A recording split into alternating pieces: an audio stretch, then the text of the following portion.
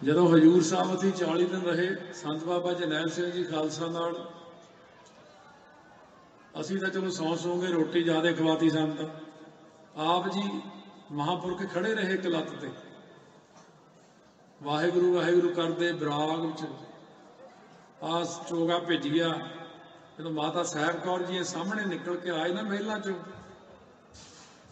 ਸੰਤ ਕਹਿੰਦੇ ਮੈਨੂੰ ਆ ਕੇ ਮਾਤਾ ਜੀ ਨੇ ਗਲ ਵਿੱਚ ਘੁੱਟ ਲਿਆ ਜੀ, ਉਹਨਾਂ ਨੇ ਮਿਲਾਇਆ। ਕੋਈ ਕੋਈ ਨਹੀਂ ਜਿਨ੍ਹਾਂ ਨੂੰ ਗਲ ਨਾਲ ਲਾਉਂਦੇ ਨੇ, ਆਹ ਮੇਰਾ ਪਿਆਰਾ ਪੁੱਤ। ਸੰਤ ਕਹਿੰਦੇ ਮੇਰਾ ਸਰੀਰ ਪੱਟਣ ਵਾਲਾ ਹੋ ਗਿਆ ਸੀ, ਇੰਨੀ ਖੁਸ਼ੀ ਹੋਈ ਮੇਰੇ ਸਰੀਰ ਨੂੰ। ਸੋ ਸਾਧ ਸੰਗਤ ਜੀ, ਸਾਰਿਆਂ ਨੂੰ ਗਲ ਨਾਲ ਨਹੀਂ ਲਾਉਂਦੇ, ਬੜੀਆਂ ਬੜੀਆਂ ਗੱਲਾਂ ਰਹਿ ਜਾਂਦੀਆਂ ਵਿੱਚ, ਕਈ ਚੀਜ਼ਾਂ। ਮੇਰੀ ਗੱਲ ਨੂੰ ਤੁਸੀਂ ਜੇ ਇਸ ਜਨਮ 'ਚ ਸਮਝੋ 20 ਸਾਲਾਂ ਨੂੰ, 10 ਨੂੰ, 30 ਨੂੰ, 40 ਨੂੰ, ਅਗਲੇ 10 ਜਨਮਾਂ 'ਚ, ਅਗਲੇ 100 ਜਨਮਾਂ 'ਚ ਵੀ ਸਮਝੋ, ਤਾਂ ਅੱਜ ਕਹਿ ਦਿੰਦਾ ਗੱਲ। ਜਿਹੜੀ ਸੱਚਖੰਡ ਵਿੱਚ ਮਰਿਆਦਾ ਸਾਰੀ ਆ, ਜਿਹੜੀ ਸ਼ਹੀਦਾਂ ਸਿੰਘਾਂ ਦੀ ਸਾਰੀ ਮਰਿਆਦਾ, ਜੇ ਤੁਸੀਂ ਅਪਣਾਉਣੀ ਆ ਵੀ ਇਹ ਸੱਚਖੰਡ ਕੈਸੀ ਮਰਿਆਦਾ, ਤਾਂ ਟਕਸਾਲ ਉਹੀ ਚੀਜ਼ ਹੈ। ਟਕਸਾਲ ਉਹਨਾਂ ਦੀ ਆਪਣੀ ਨਿੱਜੀ ਜਾਇਦਾਦ ਆ, 10ਵੇਂ ਪਾਤਸ਼ਾਹ ਦੀ। ਇਹੀ ਮਰਿਆਦਾ ਸਾਰੇ ਸ਼ਹੀਦ ਸਿੰਘ ਕਮਾਉਂਦੇ। ਠੀਕ ਹੈ, ਟਕਸਾਲ ਦੇ ਹੋਣ ਵਾਲੇ ਸਿੰਘ ਢਿੱਲੇ ਪੈ ਜਾਣਗੇ, ਉਹਦੇ 'ਚ ਪੈ ਸਕਦੇ ਆ ਵੀ, ਉਹ ਮਰਿਆਦਾ ਵਿੱਚ ਘਾਟਾਂ ਪੈ ਜਾਂਦੀਆਂ ਨੇ। ਪਰ ਇੰਨੀ, ਇੱਕ ਤਾਂ ਸਿੱਖਾਂ ਦੇ ਘਰੇ ਜਨਮ ਲੈਣਾ, ਇੱਕ ਅੰਮ੍ਰਿਤ ਛਕਣਾ, ਇੱਕ ਰਹਿਤ ਰੱਖਣੀ, ਇੱਕ ਸੁੱਚਮ ਬਾੜੀ ਰੱਖਣੀ। ਪੂਰਨ ਪੁਰਖ ਜਿੰਨਿਆਂ ਦੀ ਨਿਸ਼ਾਨੀ ਇਹੀ ਹੋਊਗੀ ਕਿ ਸੁੱਚਮ ਬਹੁਤ ਹੀ ਜ਼ਿਆਦਾ ਰੱਖਦੇ ਨੇ। ਆਪਾਂ ਜਿਹੜੇ ਕਲਯੁਗੀ ਜੀਵ ਆ, ਪਖੰਡੀ ਲੋਕ ਆ, ਆਪਾਂ ਹਰੇਕ ਗੱਲ ਨੂੰ ਕਹਿੰਦੇ ਇਹ ਤਾਂ ਪਖੰਡ ਹੈ, ਇਹਦਾ ਕੀ ਹੈ, ਇਹ ਤਾਂ ਐਵੇਂ ਹੀ। ਤਾਈਆਂ ਫਿਰ ਕਿਹੜਾ ਤੁਸੀਂ ਸਾਰੇ ਬ੍ਰਹਮ ਗਿਆਨੀ ਬਣ ਗਏ? ਕਹਿਣ ਵਾਲਾ ਕਿਹੜਾ ਬ੍ਰਹਮ ਗਿਆਨੀ ਬਣਿਆ? ਕੋਈ ਸਿਰੇ ਲੱਗਿਆ ਤੁਹਾਡੇ ਚੋਂ? ਇੱਕ ਦੋ ਬੈਠੇ ਹੋਣੇ ਵਿੱਚ, ਮਾੜੀ ਮੋਟੀ ਪ੍ਰਕਾਸ਼ ਹੁੰਦਾ ਹੋਣਾ ਉਹਨਾਂ ਨੂੰ। ਇਹ ਗੱਲ ਦੀ ਵਿਚਾਰ ਕਰੋ ਵੀ ਸਾਡੇ ਜੇ ਕੋਈ ਸਿਰੇ ਲੱਗਿਆ, ਹੋਰ 20 ਸਾਲ ਕੱਢ ਲਓ, ਫਿਰ ਬੁੜੇ ਬੜੇ ਜੇ ਹੋ ਜਾਓਗੇ, ਫਿਰ ਚੜਾਈਆਂ ਕਰ ਜਾਓ, ਕੋਈ ਸਿਰੇ ਤਾਂ ਲੱਗ ਕੇ ਜਾਓ, ਪੱਲੇ ਬੰਨ ਲਓ ਮੇਰੀ ਗੱਲ।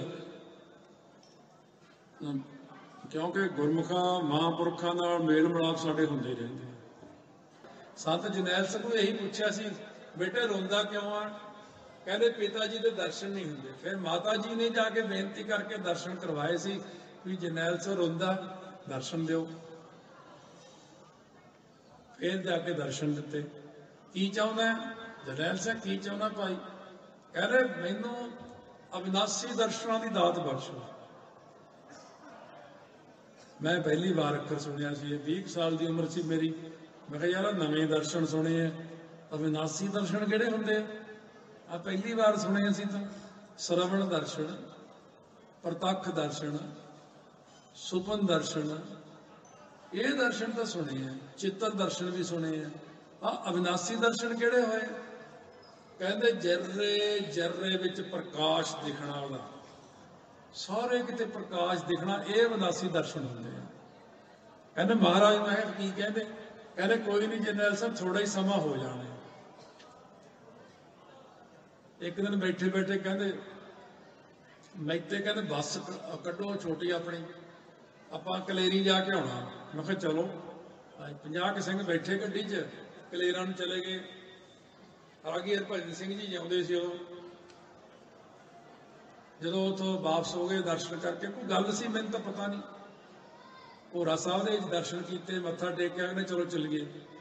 ਜਲ ਪਾਣੀ ਛਕ ਕੇ ਆ ਗਏ। ਰਾਹ 'ਚ ਫਿਰ ਮੈਨੂੰ ਗੱਲ ਕਹੀ, ਇਹ ਗੱਲ 75 ਦੀ ਹੋਈ, 10ਵੇਂ ਪਾਤਸ਼ਾਹ ਦੀ 1980 'ਚ ਮੈਨੂੰ ਦੱਸਿਆ। ਫਿਰ ਕਹਿੰਦੇ ਉਹ ਅਵਸਥਾ ਜਿਹੜੀ ਮਹਾਰਾਜ ਨੇ ਵਚਨ ਕੀਤਾ ਸੀ ਉਹ ਬਣ ਗਈ।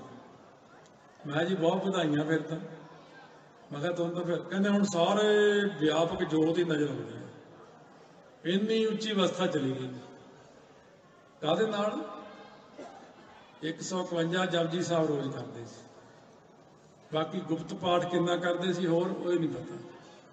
ਇਸ ਕਰਕੇ ਜਿਹਨੇ ਸਿਰੇ ਲੱਗਣਾ ਹੁੰਦਾ, ਹੁਣ ਤਾਈਓ ਤਾਂ ਉਹ ਜਿਹੜੇ ਦੋਖੀ ਜੇ ਉਹ ਕਹਿੰਦੇ ਇੰਨਾ ਪਾਠ ਨਹੀਂ ਕਰਨਾ ਚਾਹੀਦਾ, ਇੰਨੇ ਦੀ ਕੀ ਲੋੜ ਹੈ। ਉਹਨਾਂ ਨੇ ਇਹ ਵੀ ਜੇ ਕਿਤੇ ਪਾਠ ਕਰਨ ਲੱਗ ਗਏ ਕਿਤੇ ਅਵਸਥਾ 'ਚ ਨਾ ਉੱਪਰ ਉੱਠ ਜਾਣ,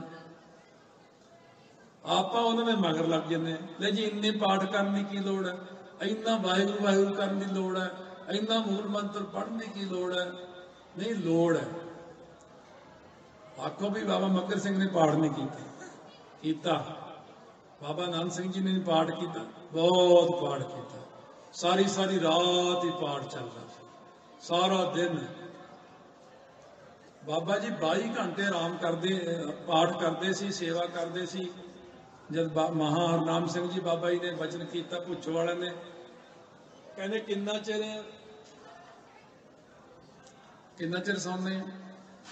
ਕਹਿੰਦੇ ਮਹਾਰਾਜ ਜੀ 2 ਘੰਟੇ ਹੀ ਆਰਾਮ ਕਰਦੇ ਆ, 22 ਘੰਟੇ ਸੇਵਾ ਕਰਦੇ ਆ, ਪਾਠ ਕਰਦੇ। ਕਹਿੰਦੇ ਆਨੰਦ ਸਿਆਂ ਇਹ 1 ਘੰਟੇ ਦਾ ਲੇਖਾ ਕੌਣ ਦਊ ਤੇਰਾ? ਫਿਰ ਕਹਿੰਦੇ ਤੈਨੂੰ 1 ਘੰਟਾ ਹੀ ਸੌਣ ਦਾ ਹੁਕਮ ਹੈ, 22 ਘੰਟੇ ਨਹੀਂ 23 ਘੰਟੇ ਸੇਵਾ ਕਰ ਤੇ ਸਿਮਰਨ ਕਰ। ਸਾਧ ਸੰਗਤ ਜੀ ਜਾਗਣਾ ਪੈਂਦਾ, ਗੁਣ ਗਾਵਤ ਰਹਿਣ ਬਿਹਾਣੀ, ਸਾਰੀ ਰਾਤ ਜਿਨ੍ਹਾਂ ਦੀ ਲੰਘ ਜਾਂਦੀ। ਭਿੰਨੀ ਰਹਿੰਦੜੀਆ ਚਮਕਨ ਤਾਰੇ, ਜਾਗੈ ਸੰਤ ਜਨਾ ਮੇਰੇ ਰਾਮ ਪਿਆਰੇ। ਸਤਵਾ ਪੱਥ 42 ਭਾਵ ਫੁਰ ਜਾਂਦੇ ਨੇ, ਜਿਵੇਂ ਸੁੱਤੇ ਪਏ ਨੂੰ ਇੱਕਦਮ ਸਾਰਾ ਪਤਾ ਲੱਗ ਜਾਂਦਾ ਜਾਗ ਕੇ। ਇਉਂ ਇੱਕ ਜਾਗਰਤ ਅਵਸਥਾ ਮਨ ਦੀ ਵੀ ਆਉਂਦੀ ਹੈ, ਜਦੋਂ ਮਨ ਜਾਗ ਜਾਂਦਾ। ਜਾਗ ਰੇ ਮਨ ਜਾਗਨ ਹਾਰੇ, ਬਿਨ ਹਰ ਅਵਰਨਾ ਆਵਸ ਕਾਮਾ, ਝੂਠਾ ਮੋਹ ਮਿਥਿਆ ਪਾਸਾਰੇ। ਜਦੋਂ ਮਨ ਜਾਗ ਜਾਂਦਾ, ਇੱਕ ਤਾਂ ਆਪਾਂ ਸੁੱਤੇ ਹੋਏ ਜਾਗਦੇ ਆ ਨਾ, ਇੱਕ ਮਨ ਜਾਗ ਜਾਂਦਾ। ਜਦੋਂ ਮਨ ਜਾਗ ਜਾਂਦਾ ਤਾਂ ਕੁਝ ਹੋਰ ਹੀ ਆਨੰਦ ਬਣ ਜਾਂਦਾ, ਕੁਝ ਹੋਰ ਹੀ ਅਵਸਥਾ ਬਣ ਜਾਂਦੀ। ਫਿਰ ਮਾਇਆ ਦਾ ਮੋਹ ਨਹੀਂ ਰਹਿੰਦਾ ਮਨ 'ਚ, ਵਿਕਾਰ ਨਹੀਂ ਰਹਿੰਦੇ, ਫਿਰ ਸਾਰੀ ਦੁਨੀਆ ਹੋਰ ਵੀ ਲੱਗਦੀ ਹੈ ਝੂਠੀ ਝੂਠੀ। ਇਸ ਕਰਕੇ ਫਿਰ ਉਹਨਾਂ ਦੀ ਐਸੀ ਅਵਸਥਾ ਮਹਾਂਪੁਰਖਾਂ ਦੀ ਬਣ ਜਾਂਦੀ ਹੈ। ਉਸ ਵਕਤ ਫਿਰ ਪਦਾਰਥਾਂ ਦਾ ਅਭਾਵ ਹੀ ਹੋ ਜਾਂਦਾ ਮਨ 'ਚ। ਹੁਣ ਤਾਂ ਆਪਣਾ ਮਨ ਪਦਾਰਥਾਂ ਵਿੱਚ ਜੁੜਿਆ ਹੋਇਆ ਦੇਖੋ ਸਾਰਿਆਂ ਦਾ, ਪਰ ਮੁਸ਼ਕਲ ਜਿਹਾ ਲੱਗਦਾ ਮੈਨੂੰ ਕਈ ਵਾਰੀ ਕਿ ਤੁਹਾਨੂੰ ਕੱਢ ਵੀ ਸਕਾਂਗੇ ਇਹਨਾਂ ਚੀਜ਼ਾਂ 'ਚੋਂ। ਮੁਸ਼ਕਲ ਆ, ਨਹੀਂ ਨਿਕਲ ਸਕਦੇ। ਨਿਆਣਿਆਂ 'ਚੋਂ, ਇਹ ਪਦਾਰਥਾਂ 'ਚੋਂ, ਇਹ ਘਰ ਦੀਆਂ ਲੜਾਈਆਂ ਝਗੜੇ, ਇਹ ਈਰਖਾ ਦਵੈਸ਼, ਇਹਨਾਂ ਗੱਲਾਂ 'ਚੋਂ ਕਿੱਥੇ ਬਾਹਰ ਆ ਸਕਦੇ ਤੁਸੀਂ? ਕਿਉਂਕਿ ਮੋਹ ਪਿਆਰ ਜ਼ਿਆਦਾਤਰ ਕੱਪੜਿਆਂ ਲੀੜਿਆਂ ਨਾਲ ਹੀ। ਜਿੰਨੇ ਵੀ ਮੈਂ ਉੱਚੀ ਅਵਸਥਾ ਦੇ ਮਾਲਕ ਜਾਂ ਬਹੁਤ ਪਹੁੰਚੇ ਹੋਏ ਦੇਖੇ ਨੇ, ਬੜੇ ਗਰੀਬ ਹੀ ਦੇਖੇ ਨੇ, ਬਹੁਤ ਹੀ ਗਰੀਬ ਦੇਖੇ ਨੇ। ਧੱਕੇ ਨਾਲ ਪੈਸੇ ਦੇਣੇ ਪੈਂਦੇ ਉਹਨਾਂ ਨੂੰ, ਧੱਕੇ ਨਾਲ ਪਦਾਰਥ ਲੈ ਲਓ, ਚੱਕ ਲਿਓ, ਕੁਛ ਨਹੀਂ ਹੁੰਦਾ। ਕਹਿੰਦੇ ਆਹ ਨਾ ਹੱਥ ਲਵਾਈ, ਇਹਨੂੰ ਪਰੇ ਰੱਖ। ਪੈਸੇ ਨਹੀਂ ਹੱਥ ਲਾਉਂਦੇ। ਕਹਿੰਦੇ ਜੇ ਮੈਂ ਹੱਥ 'ਚ ਫੜ ਲਈ ਨਾ, ਪਤਾ ਨਹੀਂ ਕਿੱਥੇ ਸਿੱਟ ਦੂਲ ਜਾ ਕੇ ਮੈਨੂੰ। ਆ ਕੱਪੜਾ ਦੇ ਜਾ, ਕੋਈ ਖਾਣ ਨੂੰ ਝਲਾ ਦੇ ਜਾ, ਰੋਟੀ ਪਾਣੀ, ਹੋਰ ਨਾ ਮੈਨੂੰ ਦਵਾਈ ਦਿਵਾਉਣੀ ਆ ਤਾਂ ਡਾਕਟਰ ਨੂੰ ਆਪ ਪੈਸੇ ਨਹੀਂ। ਆ ਡਾਕਟਰ ਤੋਂ ਹੱਥ ਫੜ ਕੇ ਕਹਿੰਦੇ ਮੈਂ ਨਹੀਂ ਲਾਉਣਾ ਇਹਨੂੰ ਹੱਥ, ਸੱਚੀ ਨਹੀਂ ਲਾਉਂਦੇ ਹੈ। ਆਪਣੇ ਤਾਂ ਜੇਬ 'ਚ ਪੈਸੇ ਮੁੱਕ ਜਾਣ ਤਾਂ ਨਾਲ ਹੀ ਪ੍ਰਾਣ ਮੁੱਕ ਜਾਣੇ ਆਪਣੇ। ਆ ਹੁਣ ਹੋਇਆ ਸੀ, ਕੋਈ ਉਹ ਮਰ ਗਏ, ਕਹਿੰਦਾ ਉਹ ਦੌਰਾ ਪੈ ਗਿਆ, ਉਹ ਮਰ ਗਿਆ, ਉਹ ਮਰ ਗਿਆ। ਕਿਉਂਕਿ ਹਿਰਦੇ 'ਚ ਨਾਮ ਨਹੀਂ ਸੀ ਵਸਿਆ, ਮਾਇਆ ਹੀ ਵਸੀ ਹੋਈ ਸੀ। ਬੁਖਾਰ ਜਿਹਾ ਚੜ ਗਿਆ ਲੋਕਾਂ ਨੂੰ, ਹਾਏ ਪੈਸੇ ਕਿੱਧਰ ਗਏ। ਜੇ ਨਾਮ ਜਪਿਆ ਹੁੰਦਾ, ਜਿੰਨੇ ਬੰਦਗੀ ਵਾਲੇ ਸੀ, ਜਿੰਨੇ ਦਸਵੰਧ ਕੱਢਣ ਵਾਲੇ ਸੀ, ਉਹਨਾਂ ਸਾਰਿਆਂ ਨੂੰ ਮੈਂ ਪੁੱਛਿਆ ਕਿਵੇਂ ਆ, ਚੜ੍ਹਦੀ ਕਲਾ, ਮਹਾਰਾਜ ਨੇ ਕਮੀ ਨਹੀਂ ਆਉਣ ਦਿੱਤੀ ਕੋਈ। ਸੱਚੇ ਪਾਤਸ਼ਾਹ ਉਹਨਾਂ ਨੂੰ ਫਿਰ ਜਿਹੜਾ ਜਮਾ ਕੀਤਾ, ਇੱਧਰਲੇ ਬੈਂਕਾਂ ਜਮਾ ਕੀਤਾ, ਦਿੰਦੇ ਹੀ ਨਹੀਂ। ਜਿਹੜਾ ਗੁਰੂ ਨਾਨਕ ਦੇ ਬੈਂਕ ਜਮਾ ਕੀਤਾ ਸੀਗਾ ਮੂਲ ਮੰਤਰ, ਉਹ ਮਿਲ ਜਾਂਦਾ। ਕਹਿੰਦੇ ਲੈ ਚਿੰਤਾ ਨਾ ਕਰ, ਤੈਨੂੰ ਹੋਰ ਪਾਸੋਂ ਰਾਹ ਖੋਲ ਦਿੰਦੇ, ਬਖਸ਼ਿਸ਼ ਕਰ ਦਿੰਦੇ ਮਹਾਰਾਜ ਸੱਚੇ ਪਾਤਸ਼ਾਹ। ਇਸ ਕਰਕੇ ਚਿੱਤ ਜਿਹੜਾ ਸੀਗਾ ਨਾ, ਉਹ ਮਾਇਆ 'ਚ ਹੀ ਜ਼ਿਆਦਾ ਧਸਿਆ ਪਿਆ। ਆਹ ਟ੍ਰੇਲਰ ਜਿਹਾ ਵਧੀਆ ਹੋ ਗਿਆ ਵੈਸੇ, ਇਹਦੇ ਨਾਲ ਪਤਾ ਲੱਗ ਗਿਆ ਕੌਣ ਕਿੱਥੇ ਖੜਾ। ਮੈਨੂੰ ਆਪਦਾ ਹੀ ਪਤਾ ਲੱਗ ਗਿਆ ਯਾ ਵਧੀਆ ਸੀ 1500 ਵਾਲੇ ਜਿਹਦੇ ਹੁਣੇ ਜੀ ਜਿਹਾ ਲੱਗਦਾ ਸੀ। ਨਾਲ ਛੋਟੇ ਛੋਟੇ ਦੇਖਣੇ ਪੈਂਦੇ। ਮੈਂ ਤੂੰ ਵੀ ਇੱਥੇ ਹੀ ਖੜਾ, 1500 ਵਾਲੇ 'ਚ ਫਸਿਆ ਤੂੰ। ਇਸ ਕਰਕੇ ਆ ਵੀ ਇਹ ਜਿਹੜਾ ਪਦਾਰਥਾਂ ਵਿੱਚ, ਕੱਪੜਿਆਂ ਵਿੱਚ ਸਾਡਾ ਸਾਰਿਆਂ ਦਾ ਮਨ ਬੜਿਆ ਹੋਇਆ ਨਾ, ਮਹਾਂਪੁਰਸ਼ ਤਾਂ ਨਿਰਲੇਪ ਹੁੰਦੇ ਇਹਨਾਂ ਚੀਜ਼ਾਂ ਤੋਂ। ਧੰਨ ਗੁਰੂ ਗੋਬਿੰਦ ਸਿੰਘ ਮਹਾਰਾਜ ਸ੍ਰੀ ਅਨੰਦਪੁਰ ਸਾਹਿਬ ਦਾ ਤਿਆਗ ਕੀਤਾ, ਸਾਰਾ ਸੋਨਾ ਦੱਬਤਾ ਉੱਥੇ, ਸਾਰੇ ਕੱਪੜਿਆਂ ਨੂੰ ਅੱਗ ਲਾ ਕੇ ਸਾੜਤਾ। ਮਾਤਾ ਜੀ ਕਹਿੰਦੇ ਬੇਟਾ ਜੀ ਤੁਸੀਂ ਇਹਨਾਂ ਸਿੱਖਾਂ ਨੂੰ ਵੰਡਦੇ ਹੋ, ਇਹ ਪੈਸਾ ਦੱਬੀ ਜਾਂਦੇ ਹੋ ਤੁਸੀਂ, ਆਹ ਕੱਪੜਾ ਸਾੜਤਾ ਇੰਨਾ ਮਹਿੰਗਾ, ਇਹ ਇਹਨਾਂ ਨੂੰ ਦੇ ਦਿਓ। ਮਹਾਰਾਜ ਦਸਵੇਂ ਪਾਤਸ਼ਾਹ ਕਹਿੰਦੇ ਮਾਤਾ ਜੀ ਇੱਕ ਚਮਚਾ ਜ਼ਹਿਰ ਦਾ ਭਰ ਕੇ ਦੇ ਦਿਓ ਤੁਸੀਂ ਮੈਨੂੰ।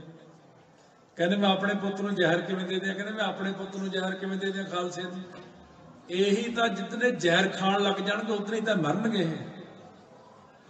ਹੁਣ ਗੋਲਕਾਂ ਦੀ ਜ਼ਹਿਰ ਖਾਂਦੇ ਹੀ ਆ, ਕੋੜ ਹੋਇਆ ਪਿਆ ਸਭ ਨੂੰ, ਮਰੇ ਪਏ ਨੇ ਜਮਾਂ ਹੀ। ਦੇਖਣ ਨੂੰ ਚੰਗੇ ਲੱਗਦੇ ਨੇ ਪਰ ਉਹ ਪੰਕਤੀ ਢੁਕਦੀ ਆ ਇਹਨਾਂ ਤੇ, ਅਤ ਸੁੰਦਰ ਕੁਲੀਨ ਚਤਰ ਮੁਖ ਗਿਆਨੀ ਧਨਵੰਤ ਮ੍ਰਿਤਕ ਕਹੀਆ ਨਾਨਕ। ਜੇ ਪ੍ਰੀਤ ਨਹੀਂ ਭਗਵੰਤ, ਨਾ ਕਕਾਰਾਂ ਨਾਲ ਪ੍ਰੀਤ ਹੈ, ਨਾ ਨਿਤਨੇਮ ਨਾਲ ਪ੍ਰੀਤ ਹੈ, ਨਾ ਕਲਗੀਧਰ ਮਹਾਰਾਜ ਨਾਲ ਪ੍ਰੀਤ ਹੈ, ਨਾ ਬਾਣੀ ਨਾਲ ਪ੍ਰੀਤ ਹੈ। ਸਾਰੇ ਪਾਸੇ ਆਪਣੀ ਪਿਆਰ ਪ੍ਰੇਮ